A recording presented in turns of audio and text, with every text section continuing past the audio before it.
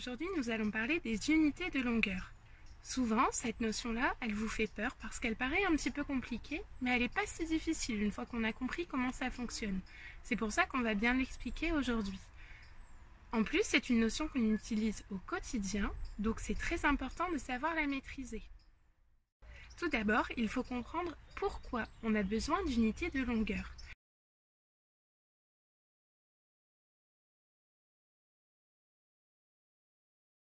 Maintenant que vous avez vu la vidéo, vous savez que pour comparer des objets, il est important d'avoir la même unité de longueur. L'unité de longueur que nous, ici en France, nous avons choisie, c'est le mètre. Le mètre, vous le connaissez parce que c'est la grande règle qui est généralement jaune, qui est au tableau dans la classe. Maintenant que l'on sait ce que représente un mètre, nous sommes déjà en capacité d'effectuer des comparaisons, par exemple avec les animaux. Un chien mesure moins d'1 mètre de hauteur. Alors attention, quand je vais parler d'1 mètre, il faut que tu visualises dans ta tête la règle jaune du tableau. Un chien, c'est plus petit que la règle du tableau. Donc un chien mesure moins d'1 mètre. Nous, nous sommes plus grands. Nous mesurons entre 1 et 2 mètres.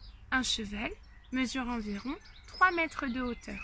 Une girafe, qui elle est encore plus grande, peut mesurer environ 4 mètres.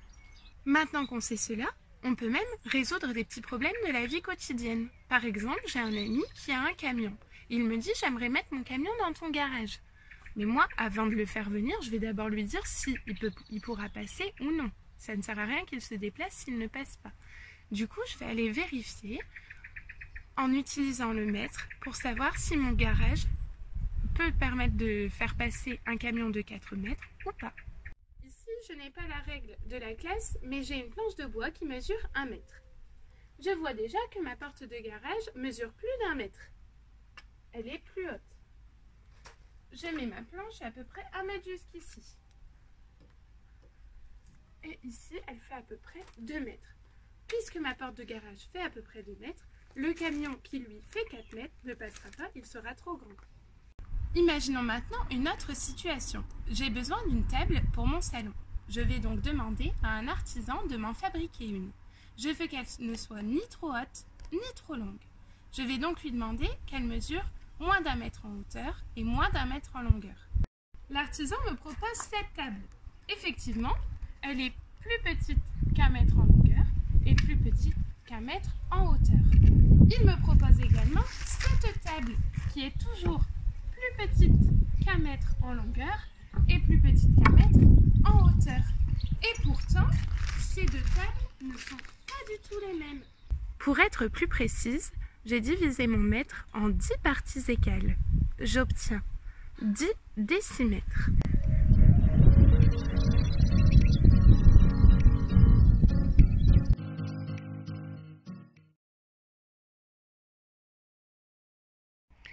Cette table ici a donc une longueur qui se situe entre 9 et 10 décimètres. Alors que celle-ci a une longueur qui se situe entre 5 et 6 décimètres. En vérité, on se sert très peu des décimètres dans la vie quotidienne. On utilise plutôt les centimètres. Pour être encore plus précise, j'ai découpé mon décimètre en 10 parties égales. Si je découpe mon décimètre en 10 parties égales, je découpe mon mètre en 100 parties égales. Car rappelez-vous, 1 mètre est égal à 10 décimètres. J'obtiens donc des centimètres parce que j'ai coupé mon mètre en 100 petites parties égales.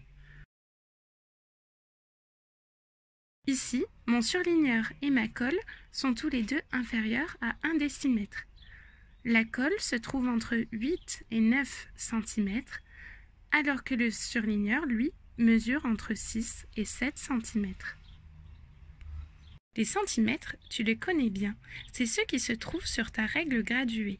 Souvent, celle-ci mesure 20 cm, donc 2 décimètres. C'est pourquoi on dit aussi que c'est un double décimètre. Si tu regardes bien, sur cette règle, il n'y a pas que les centimètres qui apparaissent. Il y a une unité encore plus précise. Regarde, on a découpé le centimètre en 10 parties égales. On a donc finalement découpé le mètre en 1000 petites parties égales. C'est pourquoi on les appelle les millimètres.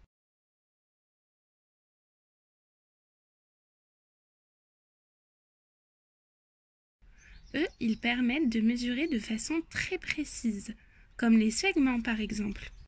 Regarde ces segments ici.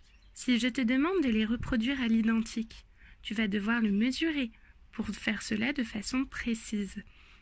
De même, si je te demande de les comparer, il est difficile à vue d'œil de savoir lequel des deux est le plus long.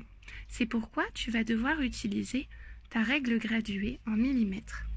Je constate que AB mesure 6 cm, alors que CD, lui, mesure 6,4 cm, donc 6 cm et 4 mm. Il nous arrive aussi d'avoir besoin d'utiliser une unité de longueur supérieure au mètre, par exemple pour mesurer des distances. On utilise dans ce cas des kilomètres, je pense que tu l'as déjà entendu. 1 kilomètre, c'est égal à 1000 mètres. C'est par exemple la distance entre la mairie de Angres et l'école d'Angres. C'est-à-dire la distance entre la salle où nous sommes allés pour voir le film de Noël et la salle de la classe. Je vais maintenant te proposer un jeu pour voir si tu as compris.